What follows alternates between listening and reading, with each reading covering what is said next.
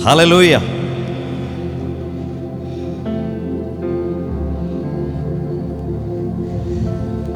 कितने लोग अपने पड़ोसी से प्रेम करते हैं?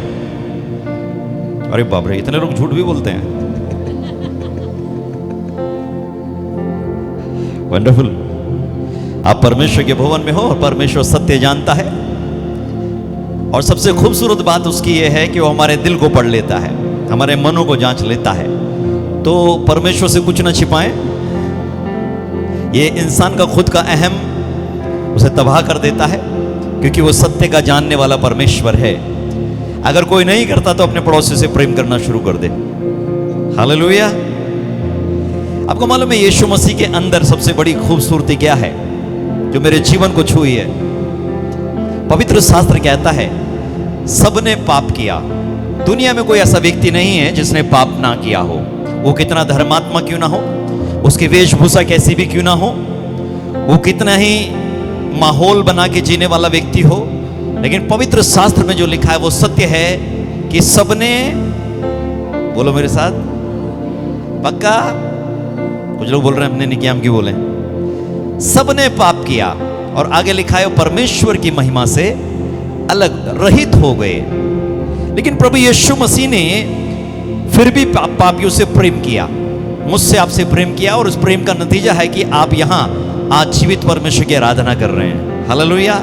लेकिन इसका अर्थ ये नहीं कि पाप करते रहें। पौल कहता है इसका अर्थ ये नहीं कि पाप करते रहें कि अनुग्रह बहुत हो, क्योंकि पाप जहां ज्यादा हुआ अनुग्रह भी बहुत आया, लेकिन अलाउ नहीं करता है वो पाप को। यीशु मसीह के दिल में जब प्रभु यीशु को क्रूस पर चढ़ाया जा रहा था, उसके हृदय से शब्द निकले।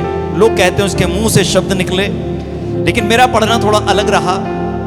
मैं उसके दिल को पढ़ने की कोशिश कर रहा था यूहन्ना के समान, और लिखा है यीशु मसीह के मुंह से शब्द तो निकले, परंतु उसके दिल से शब्द निकले। उसके अंदर जो था वो बाहर निकल के आया। हमारे अंदर जो होता है वो बाहर निकल के आ जाता है। आता है नहीं आता है? नहीं। अभी हम बहुत अच्छा हालेलुया बोल रहे हैं ना, खूब खुश हैं, हालेलुया, प्रेज द लॉर्ड। बहुत सारे लोग शायद रो भी रहे हो आराधना में, ठीक है, लेकिन वास्तविकता कुछ और है। जब परिस्थितियां विपरीत दिखाई देती हैं, तब हमारा जीवन क्या बोलता है वो हमारी हकीकत है, वही सत्यता है। और परमेश्वर चाहता है हम अंदर से बदलें। यीशु मसीह के अंदर जो था वो बाहर निकल के आया। जब प्रभु यीशु को क्रूस पे चढ़ाया जा रहा था, उसने एक बात कही, पिता से प्रार्थना करके कहा, हे पिता, हे परमेश्वर पिता, इन्हें क्षमा कर दे, इन्हें माफ कर दे, क्योंकि नहीं जानते ये क्या करते हैं। अब कमाल की बात यह है, जिसके अंदर ये हृदय होगा प्रभु यीशु का, वही इन शब्दों को कह पाएगा और हकीकत में कह पाएगा। बनावट में सब बोल देते हैं, एक दूसरे से सॉरी बोल देते हैं लोग, और थोड़े दिन के बाद जब दूसरे आदमी को ठेस लगती है, कुछ प्रॉब्लम होती है, तो फिर उसे याद आता है, अच्छा हुआ तेरे साथ ऐसा हुआ, तूने उस समय मेरे साथ ऐसा किया था।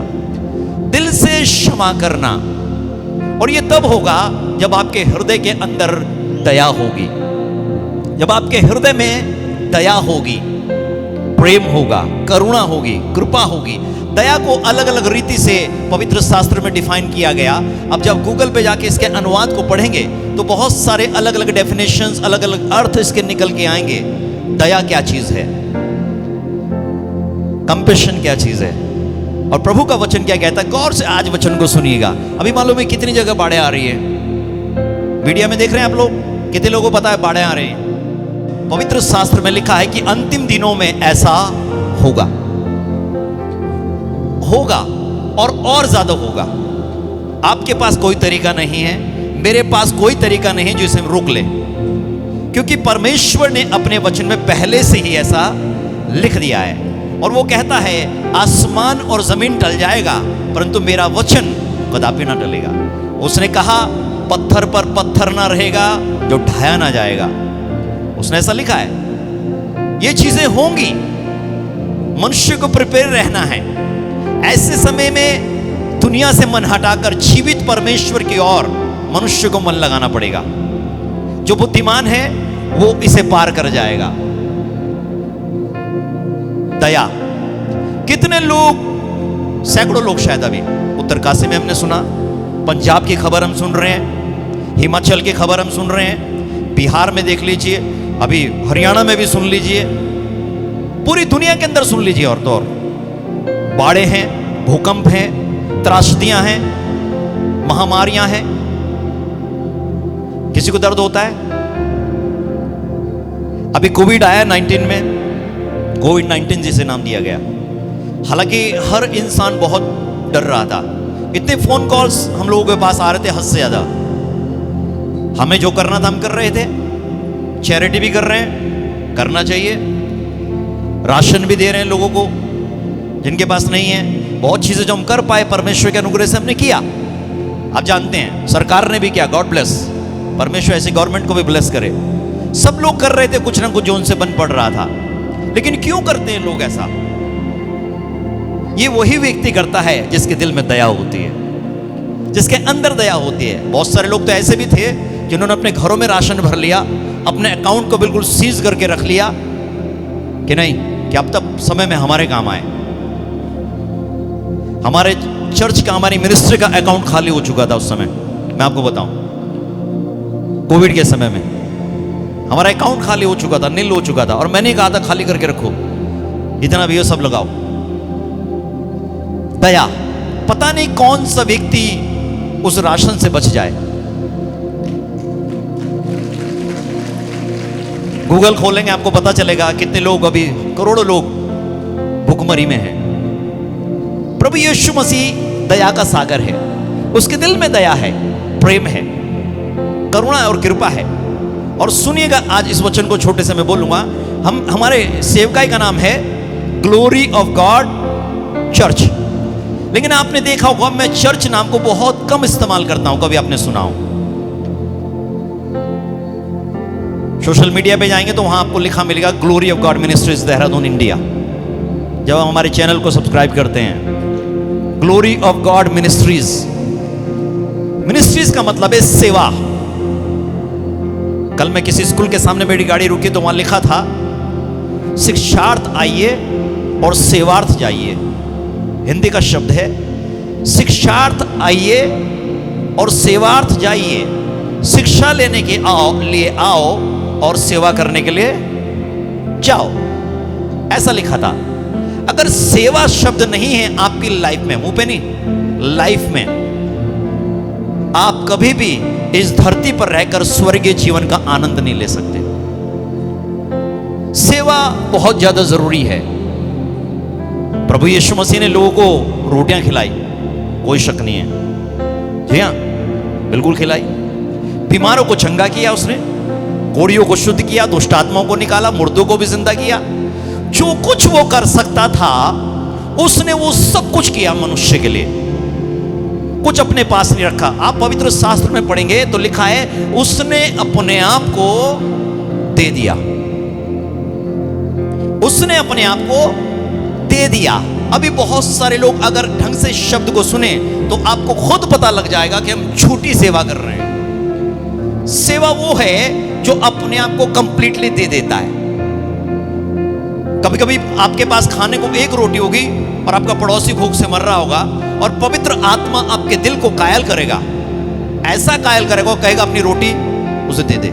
बड़ा कठिन है, आसान नहीं है ये आसान नहीं है। और मैं आपको बताऊं, यही सेवा है, अन्यथा मिथ्या है सारी चीजें। सेवा ये नहीं है ओ अच्छा बहुत अच्छी कलीसिया में मुझे अब मेरा अपॉइंटमेंट हो गया। देखिए कितनी लड़ाइयां चलती हैं आजकल ना अपॉइंटमेंट के चक्कर में। अच्छी कलीसिया मिल जाए बढ़िया है, ये सेवा है। किसने कहा ये सेवा है? साधु सुंदर सिंह ने सेवा करी, उसे कहते हैं सेवा। प्रभु यीशु मसीह दुनिया में सबसे बड़ा एग्जाम्पल रहा। पॉल, पीटर, जितने आप पढ़ेंगे, जॉन, इन्होंने दे दिया अपने आप को। मिनिस्ट्री है दे देना, और देगा वही जिसका हृदय में दया होगी। अगर किसी के दिल में दया नहीं है वो कभी नहीं दे पाएगा, नहीं दे पाएगा। दया से भर जाओ आज। हमारी सेवकाई का नाम है ग्लोरी ऑफ गॉड मिनिस्ट्रीज, और इसका मतलब है सेवा करो, दे दो, दे दो जो दुनिया को दे सकते हो। हालेलुया, दे दो। एक कहानी पढ़ेंगे और मैं आगे चलूँगा। इंग्लिश में जो बड़ा शब्द आया चैरिटी करना। अभी पिछले दिनों मुझे प्रभु के आदरणीय अभिषेक दास अपोस्टल अंकुर नलोनी जी से मिलने का मौका मिला। तो तकरीबन 25 मिनट उनकी मेरी टेबल टॉक हुई और उन्होंने बहुत सारी चीज़ें मुझे कही और मुझे समझाई। God bless this man of God. और उन्होंने बताया कि सेवा क्या है। सेवा क्या है? भीड़ लगा लेना, तालियां बजा लेना, बहुत हजारों को इकट्ठा कर लेना, ये सेवा मात्र नहीं है। उन्होंने मुझे समझाया गहराई में जाके सेवा क्या है। और उस जो चीजें उन्होंने समझाई, उस चीज में एक महत्वपूर्ण बिंदु जो मेरी समझ में आया और वो ये था, उन्होंने कहा चैरिटी करो। ये सेवा का एक महत्वपूर्ण हिस्सा है। चैरिटी करो। आज लोगों ने सेवा का अर्थ दूसरा बना दिया। हमने तो छोड़ दी सेवा। हमारी सैलरी नहीं बढ़ा रहे थे, हम नहीं कर रहे, वहां फैसिलिटी पूरी नहीं है हमारे लिए, वहां पे ऐसी जगह ठीक नहीं है। ये सेवा नहीं है, सेवा हो भी नहीं सकती है। यही कारण है बहुत से लोगों की जिंदगी में पेड़ तो हैं, पत्ते तो हैं, परंतु फल नहीं है। सेवा है दे देना। बहुत दिक्कत है। हमने तो सेवा छोड़ दी। इसलिए पड़ोसी बहुत उल्टा सीधा बोलते हैं, बहुत सताते हैं लोग, सेवा छोड़ दी। ये सेवा नहीं है। कंफर्ट जोन में जाना सेवा हो ही नहीं सकता, नहीं हो सकता। ये जब सर्व सिद्ध आएगा ना, अधूरापन मिटाएगा, तब आपको पता चलेगा किसने सेवा करी और किसने मस्ती करी। Be careful. हालेलुया, दया। आइए वचन को सुनते हैं और आगे बढ़ते हैं। लूका की पुस्तक उसका 10 अध्याय और उसकी 25वीं आयत। Gospel of Luke chapter 10 verse 25। लूका की पुस्तक उसका 10 अध्याय उसका 25। यहां प्रभु यीशु मसीह हैं, गुरु यीशु मसीह हैं, दुनिया में हैं, पृथ्वी पर हैं, लोगों को चलना सिखा रहे हैं, लोगों को जीना सिखा रहे हैं, लोगों को आशीष दे रहे हैं, लोगों को आशीष पाने के तरीके बता रहे हैं, जीवन की बातें बता रहे हैं। और गौर से सुनिएगा, यहां कुछ बुद्धिमान लोग भी हैं जो शास्त्रों के ज्ञाता हैं, जिनसे डिबेट करना आसान नहीं है। हमें भी ऐसे लोग मिलते हैं। और यहां प्रभु यीशु मसीह को वो लोग मिले और उनमें से एक व्यक्ति ने प्रश्न कर दिया प्रभु यीशु मसीह से। और सुनिएगा ये प्रश्न क्या है। जी हां, gospel of Luke chapter 10 verse 25। लूका की पुस्तक उसका 10 अध्याय उसका 25 पद। हाँ। और देखो एक व्यवस्थापक उठा। एक व्यवस्थापक उठा, यानी कि वचन का जानने वाला, ज्ञाता, इंग्लिश में मैं कहूं तो एक्सपर्ट ऑफ लॉ।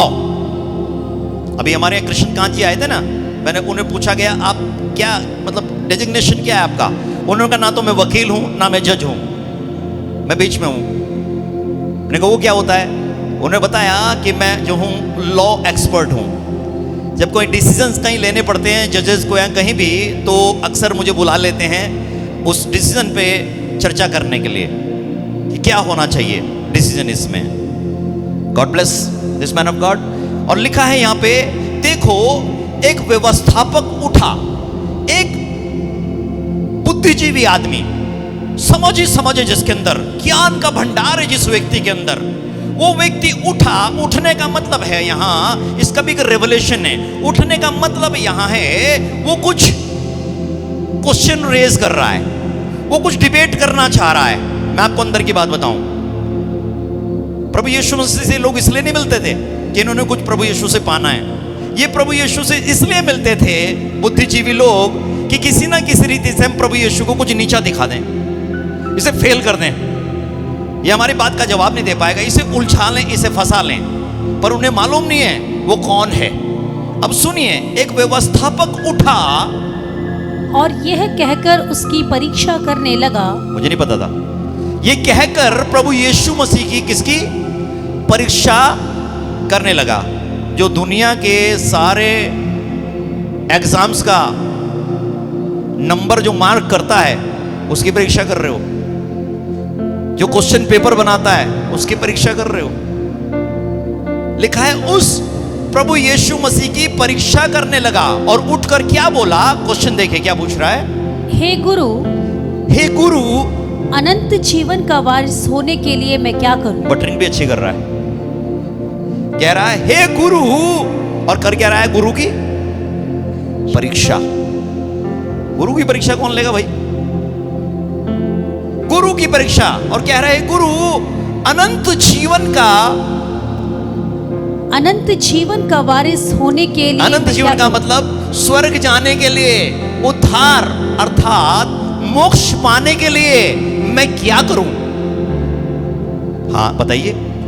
उसने उससे कहा, प्रभु यीशु मसीह ने इससे कहा, व्यवस्था में क्या लिखा है? अब तू बता, तू लॉ एक्सपर्ट है, वचन में क्या लिखा जो तूने आज तक पढ़ा है? तू कैसे पढ़ता है? तू कैसे पढ़ता है? उसने उत्तर दिया, प्रभु यीशु कहना चाहते थे ढंग से पढ़। मैं पूछूं ना कि तुमने पढ़ा है परमेश्वर के वचन को, बहुत सारे लोग हाथ उठाएंगे, लेकिन ये छलने में पानी है। मैं आपको बता रहा हूं, जब तक आपके ऊपर रेवलेशन नहीं है, प्रकाशन का आत्मा नहीं, इफिसियों 1:17 के अनुसार, जो पॉल के पास भी नहीं था, व्यवस्थापक था, उसने बहुत व्यवस्था पढ़ी थी और उल्टा ही चलता था। पर यहां भी ऐसा ही कुछ है, कंफ्यूजन में है तगड़े लोग। और क्या कह रहा है वो? प्रभु यीशु ने कहा तू कैसे पढ़ता है? उसने उत्तर दिया, तू प्रभु अपने परमेश्वर से जी अपने सारे मन जी। और अपने सारे प्राण हाँ, और अपनी सारी शक्ति और अपनी सारी बुद्धि के साथ प्रेम रख।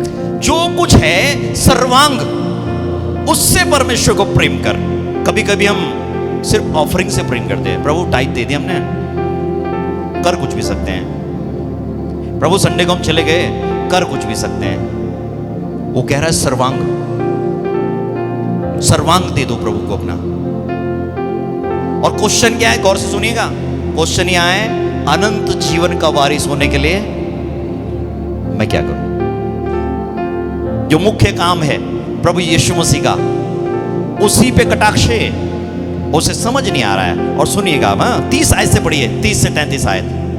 यीशु ने उत्तर दिया, एक मनुष्य यरूशलेम से यरीहो को जा रहा था। एक मनुष्य यरूशलेम से यरीहो से, एक नगर से दूसरे नगर को जा रहा था, कि डाकुओं ने घेर कर उसके कपड़े उतार लिए डाकुओं ने उसे पकड़ लिया, लुटेरों ने, और उसके कपड़े उतार लिए और मार पीट कर उसे अधमरा छोड़कर चले गए। जो लूटना था लूट लिया और चले गए। और ऐसा हुआ कि उसी मार्ग से एक याजक जा रहा था, परंतु उसे देख के कतरा कर चला गया। लेकिन उसने देखा, ओह, और क्या लिखा है? कतरा के चला गया। कभी कभी रास्ते में आपको पता है बहुत सारे एक्सीडेंट्स आपको मिलते हैं, हल्का सा ब्रेक मारेंगे, देखेंगे कोई अपना तो नहीं है, चलो कोई भी दूसरा है ना, चलो छोड़ो, ऐसे चल जाते हैं। और लिखा है कतरा कर। कतराने का मतलब होता है खामा का मेरे ऊपर कोई जिम्मेदारी ना आ जाए, मेरा पैसा ना खर्च हो जाए, मेरे कपड़े ब्लड में ना खराब हो जाएं, हॉस्पिटल ले जाऊंगा तो मेरा पैसा खर्च हो जाएगा। कतराना, उस मार्ग से कतरा रहा है। कौन कतरा रहा है? गौर से सुनिएगा वचन। एक याजक कतरा रहा है। और आगे सुनिए। हाँ, इसी रीति से एक लेवी उस जगह पर आया। अभी देखो, उसका जूनियर असिस्टेंट भी आया, एक लेवी वहां आया, वह भी उसे देख के कतरा कर चला गया। वो भी, किसी ने कहा, एक प्रचारक ने कहा, जैसा गुरु, अरे बोलो ना मेरे साथ,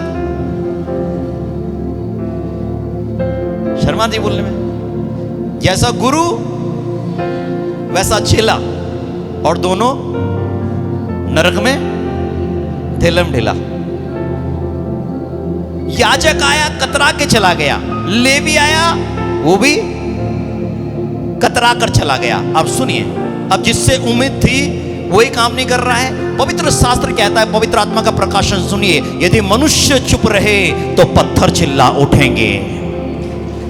वो पत्थर हैं हम और आप सब जहां बैठे हैं। हालेलुया। हम अमेरिकन नहीं है। हालेलुया। हम कौवे ठीक है, कबूतर ना सही, कौवों से ही परमेश्वर एलिया का पेट भर देता है। हालेलुया। और वो क्या कह रहा है? और वो आया लेवी, और वो भी कतरा कर चला गया। परंतु एक सामरी यात्री वहां आ निकला, एक सामरी यात्री समाज में तिरस्कृत व्यक्ति, जिसे ना शिक्षा लेने का अधिकार था, ना पढ़ने का अधिकार था, ना परमेश्वर की आराधना करने का अधिकार था, वो व्यक्ति वहां आया, जिनसे मैं ये भी कह सकता हूं निर्बुद्धि, अज्ञानी। आपको समझ में आ रहा है? आराम से समझ में आएगा। निर्बुद्धि, अज्ञानी, तुच्छ, त्यागा हुआ, और वो व्यक्ति वहां निकल आया और उसे देखकर तरस खाया। और लिखा है उसे देखकर क्या किया? इस जो मूर्छित पड़ा इंसान जिसे लूट लिया गया, उसे देखकर इस यात्री ने तरस खाया। इसके हृदय में क्या है? वेदनाएं। इसके हृदय टूट गया और ये तरस खाने लगा इस व्यक्ति के ऊपर। उसने उस पर तरस खाया। उसने उसके पास आकर उसके घाव पर तेल हाँ और दाखरस डालकर पट्टियां बांधी हाँ और अपनी सवारी पर चढ़ाकर सराय में ले गया जी और उसकी सेवा टहल की। जी। दूसरे दिन उसने 2 दिनार निकालकर सराय के मालिक को दिए और कहा, इसकी सेवा टहल करना। यह है सेवा। 37वीं आयत, फटाफट, टाइम की कमी के कारण। उसने कहा वही जिसने उस पर दया की। अब प्रभु यीशु ने पूछा, तू बता, तेरी दृष्टि में ये जो डाकुओं ने लूटा मारा व्यक्ति था, इसका पड़ोसी कौन?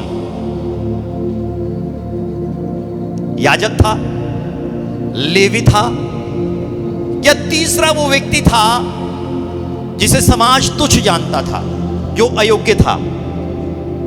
सामरी। सामरी कहा गया। सामरी वर्ड आप इसे पढ़ेंगे जाके तो बड़ा खतरनाक वर्ड है सामरी। आपको पता है 2016 में सुप्रीम कोर्ट ने एक ऑर्डर दिया हमारे देश के माननीय सर्वोच्च न्यायालय ने, और वो ऑर्डर ये था कि एक योजना लागू करी जाए दयालु सामरी के नाम से। अगर आपने पढ़ा हो, सेंट्रल गवर्नमेंट ने उसे अडॉप्ट किया, समझा। 2019 में सेंट्रल गवर्नमेंट ने उस पर कानून बनाया लोकसभा में, और कहा कि नहीं, कि ये वास्तव में ये कानून बनना चाहिए। उसका नाम आज भी यही है। उस कानून का नाम आज भी यही है, 2019 में जो हमारी सरकार ने बनाया। हालांकि हिंदी में अनुवाद उसका अलग कर दिया गया, लेकिन इंग्लिश में बिल्कुल यही है। आप पढ़ेंगे अगर गूगल खोल के उसे। और कमाल की बात यह है, और 2022 में हमारी उत्तराखंड सरकार ने उसे अप्लाई किया। हमारे डीजीपी साहब थे जो पुलिस के, उन्होंने पहला अवार्ड यहां पर दिया पुलिस को, उन पुलिस वालों को जिन्होंने लोगों की मदद करी, दयालु सामरी बन गए। हालेलुया। दयालु सामरी। अब प्रभु यीशु ने कहा, अब ये बता, तेरी नजर में उसका पड़ोसी कौन था? क्या याजक था, लेवी था, या तीसरा वाला था? अब सुनो उसने क्या जवाब दिया जी। उसने कहा वही व्यक्ति था जिसने उस पर दया की। जिसने उस पर दया की। वही व्यक्ति उसका सच्चा पड़ोसी था जिसने उस पर दया की। दया शब्द। और मालूम आगे प्रभु ने क्या कहा? यही करना है।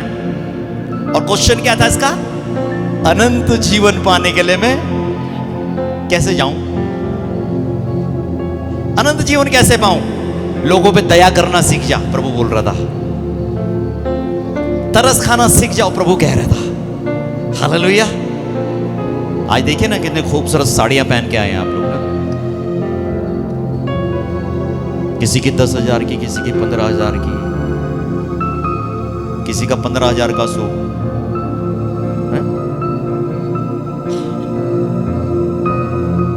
पड़ोसी के घर में भी दिया जला दिया करो। आपके घर में तो ट्यूबलाइट जली रही है। हालेलुया। बन जाओ आज प्रभु के दिल के अनुसार।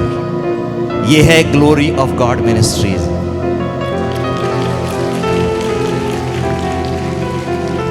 यहां धर्म का प्रचार नहीं होता, यहां दया का प्रचार होता है। यहां प्रेम का प्रचार होता है, यहां करुणा का प्रचार होता है। यहाँ भलाई का प्रचार होता है, यहाँ मोहब्बत का प्रचार होता है और सच्ची दया। हालेलुया।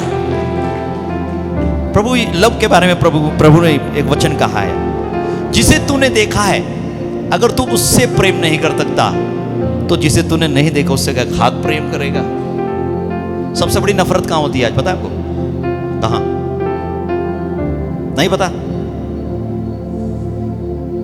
सबसे बड़ी नफरत होती है पड़ोस में, लेकिन आजकल ये घरों में भी आ गई, फैमिलीज में।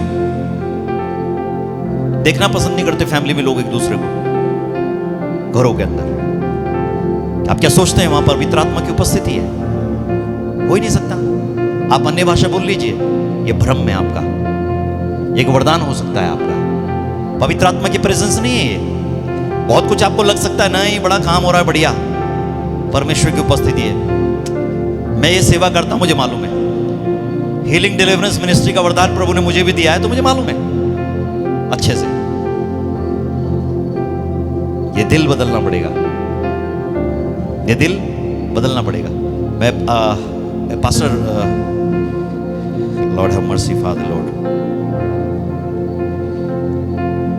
पास्टर डॉक्टर सतीश कुमार, आप जानते हैं इनकी सेवकाई है बहुत अच्छी। इनका टीवी पे सरमन आ रहा था एक दिन, अभी कुछ दिन पहले हम जूम पे थे एक साथ, और उनकी सेवकाई बड़ी अच्छी।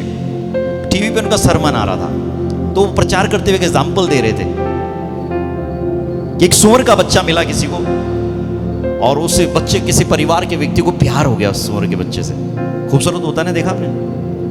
प्यार हो गया सूअर के बच्चे से। उसने कहा पालना है, बस पालना है। जैसे हम आजकल कुत्ते पाल लेते हैं, छोटे छोटे पपीज, बिल्ली पाल लेते हैं बहुत सारे लोग, सांप तो नहीं पालता कोई? बता देना यार, अगर सांप पाल रहे हो तो मुझे बता देना, मैं नेवला पाल लूंगा। समझदार, रेवलेशन है, प्रकाशन है, समझ जाओ। तो हुआ क्या, उसने कहा नहीं पालना है, पालना है। परिवार के लोग भावुक हो गए, पाल ले। उसने पाल लिया, सूअर का बच्चा नहलाया धुलाया, खूब रगड़ा, सफेद कर दिया, और रगड़ रगड़ के साफ सुफ करके बढ़िया क्रीम पाउडर लगा के, परफ्यूम लगा के उसे छोड़ दिया, चल बेटा खेल मेरे साथ। अब वो खेल तो रहा है, घर में घूम भी रहा है, लेकिन ढूंढ तो कुछ और ही रहा हो। ना तो कुरकुरे खाए, हाँ जी, ना वो लेज खाए, तो कुछ और ही ढूंढ रहा है। थोड़ी दिन के बाद देखा बच्चे ने, वो कहीं आंख दबा के निकल गया, और थोड़ी देर में कैसा आ रहा है, पूरे कीचड़ में, गंद बंद में हो गया है। उसमें बच्चे को बड़ा दुख हुआ। उसने कहा बड़ा यार, कैसे छोड़ दिया मैंने, कैसे भाग गया बाहर। साफ किया, नहलाया धुलाया, फिर से उसे बिल्कुल क्लीन किया, फिर क्रीम पाउडर लगा दिया, परफ्यूम भी लगा दिया। इस बार बेटा कहीं जाना नहीं है। अब कब तक देख रेख करेगा कोई? कब तक देख रेख करेगा कोई? इस वर्ड को भी ले लो, अपने कदमों पे खड़े हो जाओ, बार बार घंटी मत बजाओ। कुछ लोग तो ऐसे रहते हैं, बस खाना भी खिला ही दो आगे। कलीसिया में सर आपने देखा होगा, जरा एक दिन प्रचार कर रहे थे ना, एक व्यक्ति ने कहा पास्टर जी को, अरे मेरा बच्चा बहुत बिगड़ रहा है, उसके लिए आप उपवास प्रार्थना करो। उन्होंने कहा मैं क्यों उपवास प्रार्थना करूं, बच्चा तेरा तू कर भाई, सिखाओ। वो फिर वहां चला गया कीचड़ में, फिर आया, परेशान हो गया। वो एक व्यक्ति आया, उसने कहा, सही सलाह दी उसे, बेटा तू इसे बाहर से नहला रहा है, इसका दिल फिर भी किसका है? सूअर का ही है। इसका दिल फिर भी सूअर का ही है, इसका मन सूअर का ही है। ये जाएगा कहां? वही जाएगा। तो क्या बदलना पड़ेगा? दिल बदलना पड़ेगा, मन बदलना पड़ेगा, सोच बदलनी पड़ेगी। दया करते हो? दया आज से दया शुरू करो, प्रेम शुरू करो आज से। क्यों प्रचार करें दूसरों को, अगर घुटने पर आकर आपके आंसू नहीं बहते किसी के लिए? प्रार्थनाओं में नफरत निकाल लेते लोग, गलत। प्रेम करो। और आबा सुंदर यंदला रामा शेर यस्तकाला राम। पवित्र आत्मा मुझे बोल रहा है, बहुतों के लोगों की जिंदगी और परिवारों में अशांति इसलिए है क्योंकि उनके अंदर दया और प्रेम नहीं है। वो क्षमा करना नहीं जानते, वो स्वयं की गलतियों को जांचना आंकना नहीं जानते। प्रभु का वचन कहता है यदि हम अपने आप को जांचते तो दंड ना पाते। अपने आप को जांचो। और आपको एक चीज बताता हूं, ये आपके काम आएगी बहुत, एक काम आएगी बहुत। मालूम क्या है? ये पवित्र शास्त्र एक किताब हो सकती है बहुतों के लिए। इसके अंदर एक खजाना छिपा हुआ है, उसे प्रकाशन कहते हैं। और अगर उस प्रकाशन में आप नहीं हो, याद रखना कभी भी आप इसे लेके स्वर्ग में जाने की इच्छा ना करें। एक गरीब मरा, एक धनवान भी मरा। आपने पढ़ी ना स्टोरी? गरीब कहां चला गया? स्वर्ग में। और धनवान कहां चला गया? नरक में। और जब वो गरीब तो स्वर्ग में चला गया और धनवान नरक में चला गया, और उसका दिमाग वहां काम कर रहा, लिखा वहां का कीड़ा मरता नहीं, दिमाग काम करता है। और उस वहां बैठे बैठे नरक में तड़पते, आग में तड़पते तड़पते उसने अपनी आंखें उठाई नरक से स्वर्ग की तरफ, और उसने देखा ये गरीब मेरे घर के टुकड़े में पलता था, खाना बाहर फेंकते थे जैसे कुत्तों के सामने फेंकते हैं, वो खाता था। और ये कहां चला गया? स्वर्ग में। ओह, फर्स्ट क्लास एसी चल रहा है, चारों तरफ गोल्ड ही गोल्ड, जो धरती पे भी नहीं है, बेहतरीन। और हुआ क्या? जब इसने तड़पते हुए अमीर ने देखा और कहा हे पिता, स्वर्ग के परमेश्वर को आवाज दे रहा है, सुन ले मेरी विनती, उसे भेज दे। वो गरीब जो मेरी डेवड़ी पे पड़ा रहता था, कितनी बढ़िया ठंडी हवा में तेरे पास है, उसे भेज दे, मुझे बहुत तेज प्यास लग रही, आग में जल रहा हूं यहां, पानी तो डाल दे मेरी जुबान पे, एक बूंद आके उसे भेज दे। परमेश्वर ने कहा नहीं, मैं अनुवाद करके बता रहा हूं। परमेश्वर ने कहा नहीं, तेरे और इसके बीच में एक बहुत बड़ी खाई है, स्वर्ग और नरक के बीच में एक बहुत बड़ी खाई है, और लिखा है उसे कोई पार नहीं कर सकता। समय है आज, उसे पार कर सकते हैं आप। Only Jesus is the way, ऐसा लिखा है। केवल यीशु मसीह मार्ग है, उसे कोई पार नहीं कर सकता। तो फिर क्या होगा? एक बूंद डाल दे। उसने कहा नहीं हो सकता ऐसा। ठीक है, एक काम कर, मुझे बड़ी तकलीफ हो रही है, कम से कम अच्छा है वो नरक में पड़े पड़े अपने परिवार को तो याद कर रहा, यही बहुत है। उसने एक काम कर दे, पिता मेरे और भी भाई हैं धरती पर, मैं तो आ गया नरक में, उन्हें बता दे, उन्हें समझा दे, कोई जाकर वो नरक में ना आए। क्या कर रहे हैं पता है वो आपको? वो क्या कर रहे हैं धरती पे? वो अपनी जिंदगी में मस्त है।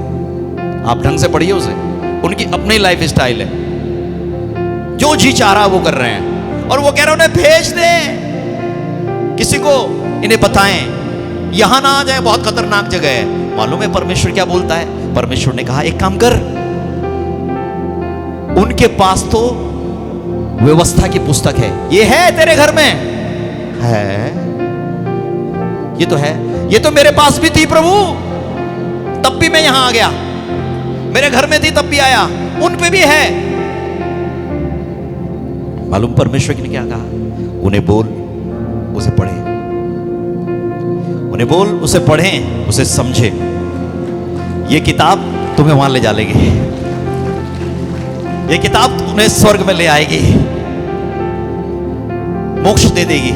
इसे पढ़ें, पवित्र शास्त्र को, उसे पढ़ें। और मालूम है क्या बोल रहे हैं? नहीं नहीं नहीं प्रभु, नहीं पढ़ेंगे।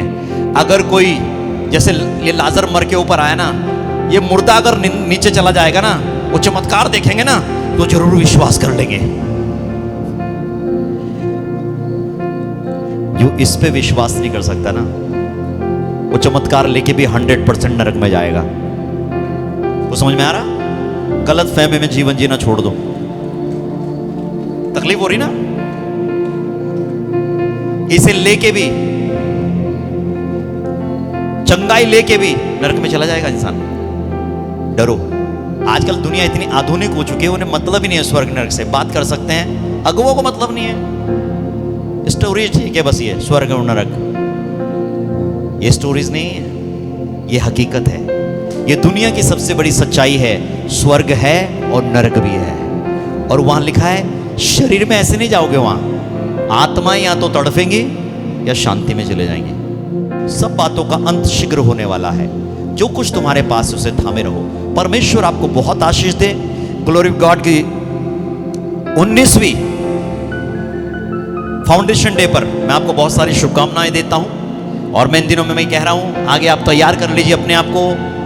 चैरिटी करनी पड़ेगी, बहुत करनी पड़ेगी। और किसी धर्म या जात देख के चैरिटी मत करिए। कोई किसी भी धर्म का क्यों ना हो, कोई भी जात का क्यों ना हो, उसकी मदद करिए, क्योंकि प्रभु यीशु मसीह ने ऐसा सिखाया है। हालेलुया। अपने पड़ोसी से प्रेम करिए अपने समान। प्रभु आपको बहुत आशीष दे। God bless you. आपको बहुत बहुत इसकी ग्लोरी ऑफ गॉड मिनिस्ट्रीज की 19वीं वर्षगांठ और बहुत बहुत मुबारक। प्रभु आपको बहुत आशीष दे, बरकत दे। और फिर मिलेंगे। God bless you and bye bye and shalom. हमारे साथ जुड़े रहने के लिए हमारे YouTube चैनल को सब्सक्राइब करें।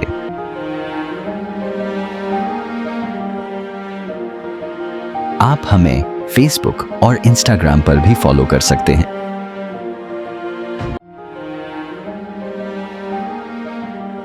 प्रार्थना कराने और गवाही देने के लिए दिए गए नंबरों पर संपर्क करें।